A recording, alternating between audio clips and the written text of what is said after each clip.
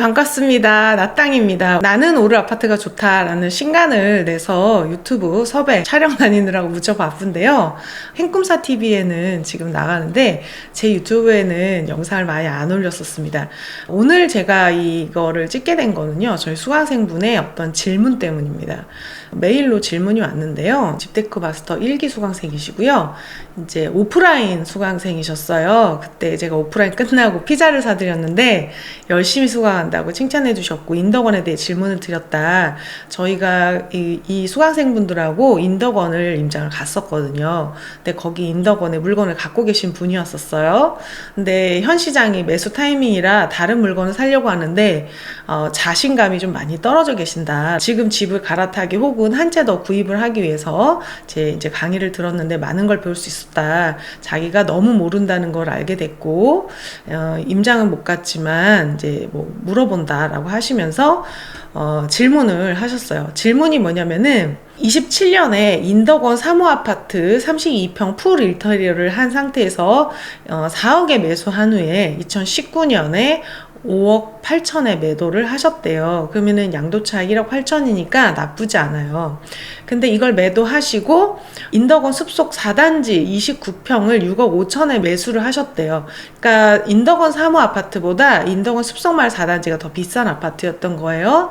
그런데 이거를 이제 보유를 하면서 많은 후회를 했다. 그리고 부동산에 대해서 자신감이 좀 많이 떨어져 있다. 3호는 9억대인데 숲속마을은 7억 5천이다. 그러니까 5억 8천에 팔은 아파트는 9억까지 됐는데 이 6억 5천에 산 아파트는 지금 7억 5천, 8억대에 겨우 진입을 했다라고 해서 좀 많이 그 자신감이 떨어졌다라고 얘기를 하시는 거예요.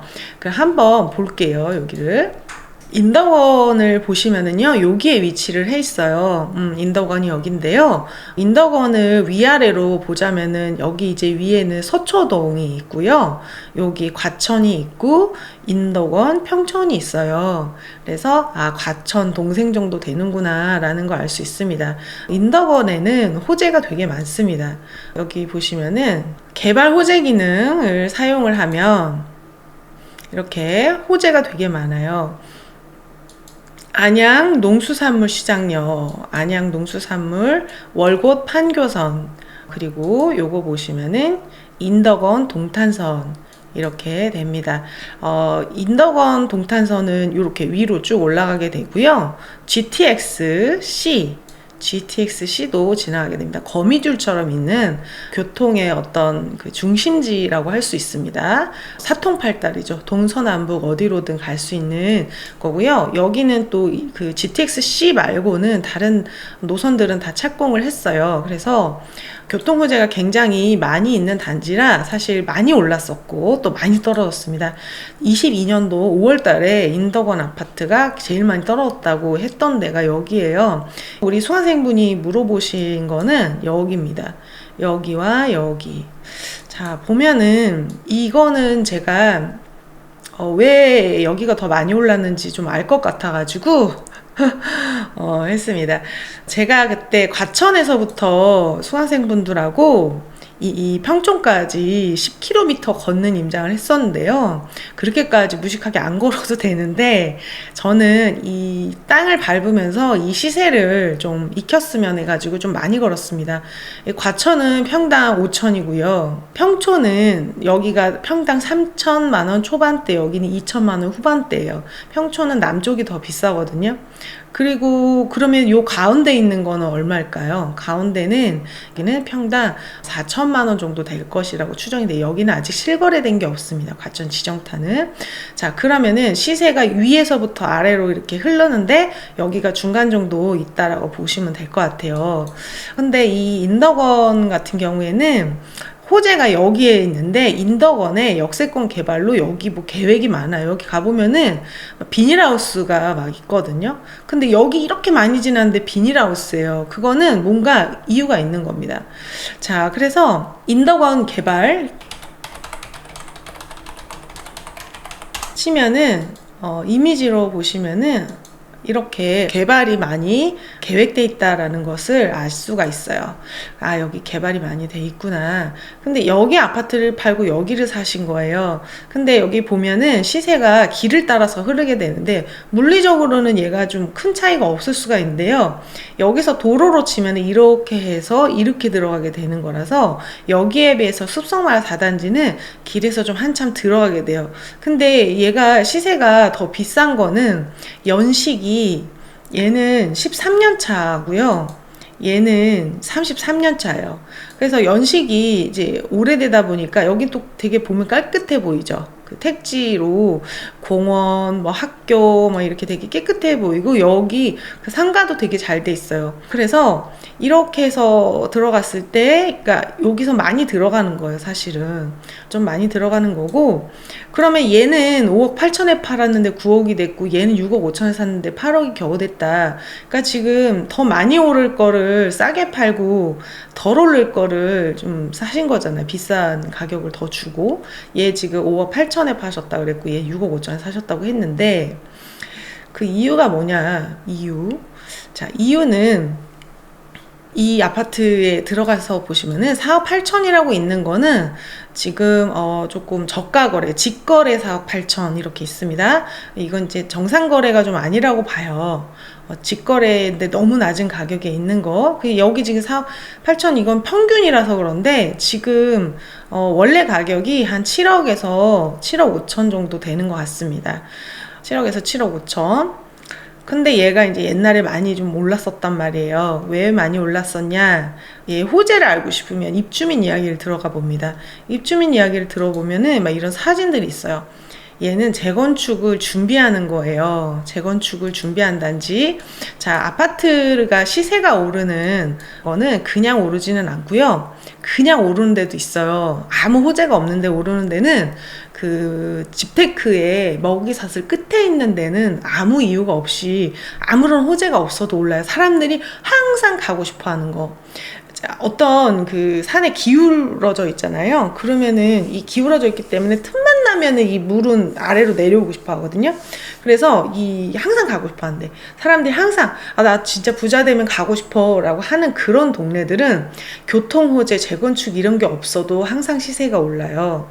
뭐 대치동이나 반포, 목동 이런 데 있잖아요. 여의도 이런 데는 호재가 없어도 계속 어떤 가치가 올라가는 지역이고요. 그 외에는 호재가 있는 지역이 조금 더 많이 오르죠.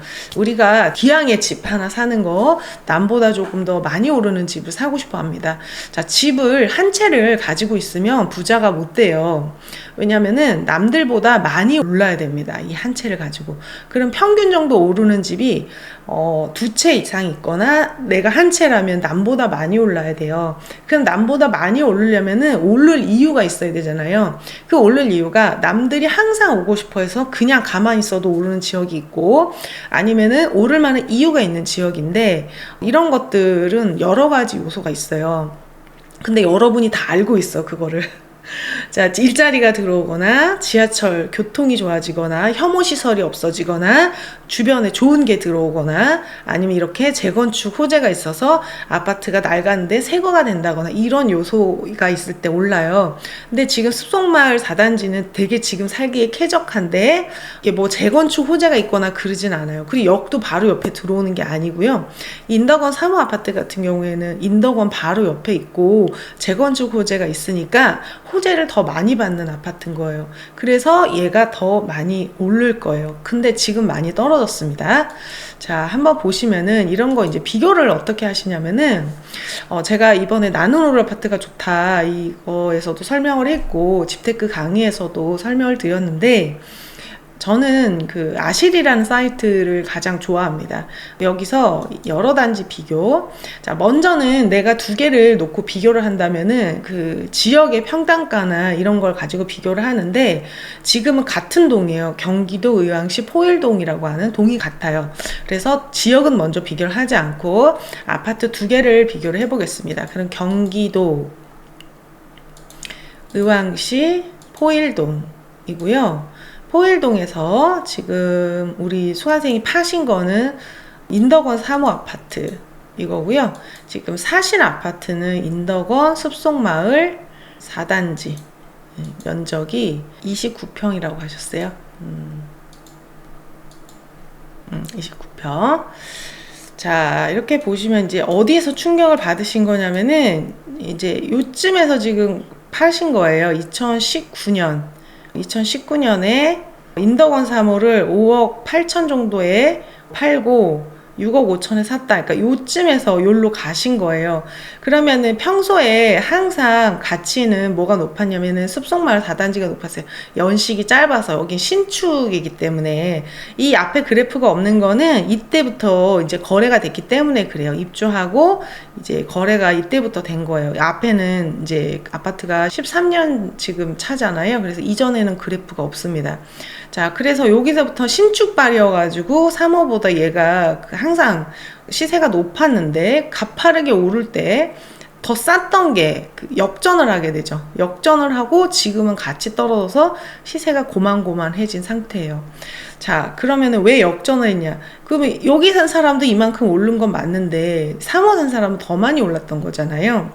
자, 여기서 보시면은 7억 5천 하던 3호 아파트는 12억이 됐고 8억 3천 하던 숲속마을 아파트는 11억 5천이 된 거예요. 조금 비싼 게 덜 오른 거죠.